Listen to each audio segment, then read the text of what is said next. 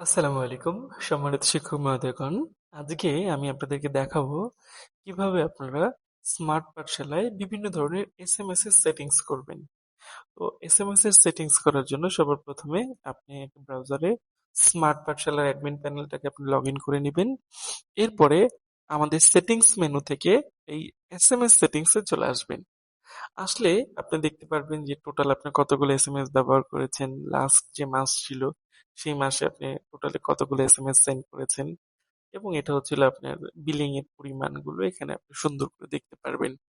তো basically SMS settings করার জন্য এই প্যানেলটাকে ব্যবহার করতে হয়, এবং এসএমএস এর সেটিংস এর পরে এখানে তার লিস্ট গুলো পাওয়া যায়, এবং প্রয়োজনে এগুলোকে ডিলিট বা এডিট করা যায়। তো সাপোজ আমি একটা এসএমএস সেটিং করতে চাই অ্যাবসেন্ট এর জন্য, যদিও এটা করা আছে বাট আমি এটাকে ডিলিট করে দিচ্ছি আমি দেখানোর সুবিধার্থে যে প্রথমে আমি কিভাবে মেসেজটা সেট করব। এটা বিভিন্ন পারপাসে সেটিং হয়। যেমন আপাতত আমি সেটিং করতে যাচ্ছি যে আমার কোনো বাচ্চা অনুপস্থিত থাকলে অ্যাবসেন্ট এর এগেইনস্টে যে মেসেজটা যাবে আমি এটা সেটিংস করতে চাই। এটার জন্য আমি সিলেক্ট করে নিব টাইপটা অ্যাবসেন্ট মেসেজ। এরপরে আমি এখানে বিলিং এর যে এসএমএস এর যে বডিটা এটা লিখে নিলাম, যে আমি লিখলাম যে সুধী, তারপরে বাচ্চার নাম আসবে এখানে যে অমুক। হ্যাঁ, সেক্ষেত্রে আমি তার এই যে ইউজার নেমটাকে আমি সিলেক্ট করলাম। অর্থাৎ আমি একটু আপনাদেরকে আরো ডিটেলসে বোঝাই যে আমি ধরেন সবার প্রথমে সুধী লিখলাম, যে আমি লিখবো আমার লেখাটা এরকম হবে সুধী, তারপরে বাচ্চার নাম, এরপরে আমার কিছু টেক্সট আসবে, তা হচ্ছিল যে আজ বিদ্যালয়ে অনুপস্থিত, তারপর প্রতিষ্ঠানের শর্ট নেমটা দিয়ে আমি এটা অ্যাড করে দিলাম। বাস আমার এই মেসেজটা কিন্তু সেট হয়ে গেল। এই যে এখানে মেসেজটা সেট হয়ে গেল, এবং আমার যত বাচ্চা অনুপস্থিত হবে এখন থেকে কিন্তু আমার এই এসএমএসটা যাবে।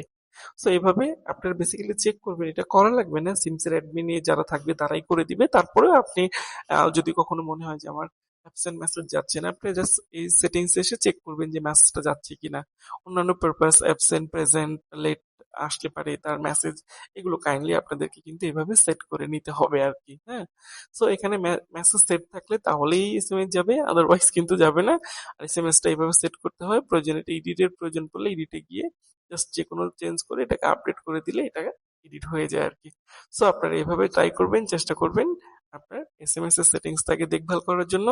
আর এখানে কিছু বিষয় আছে, এটা অ্যামাউন্ট ট্যাগ, এটা দিয়ে মূলত তাদের বিল পেন্ডিং থাকে তাদের ক্ষেত্রে ব্যবহার করা হয়। এটা স্টুডেন্টের নেম, ইউজার নেম, এটা হচ্ছিল তার ফুল নেম, এটা মোবাইল নাম্বার, এবং এটা হচ্ছে তার ডেট আর কি, যে কত তারিখে মেসেজটা যাচ্ছে। সো এইভাবে আপনারা এটা সুন্দর করে ব্যবহার করতে পারবেন। আমি এখানে ইউজার নেমটা দিয়েছি বলে আমি এখানে সাপোজ ইউজার নেমের এগেইনস্টে আমি নেম দিব, ফুল নেমের কোডটাকে নিলাম, এটাকে আমি কপি করলাম, এবং আমি হ্যাশট্যাগের পরে এই জায়গাটাকে একটু জাস্ট পেস্ট করে দিলাম, দিয়ে এটাকে আপডেট করে দিলাম। বাস, এটা আমার আপডেট হয়ে গেল। সো এইভাবে আপনারা আপনাদের এসএমএস এর সেটিংস গুলো করবেন। ধন্যবাদ।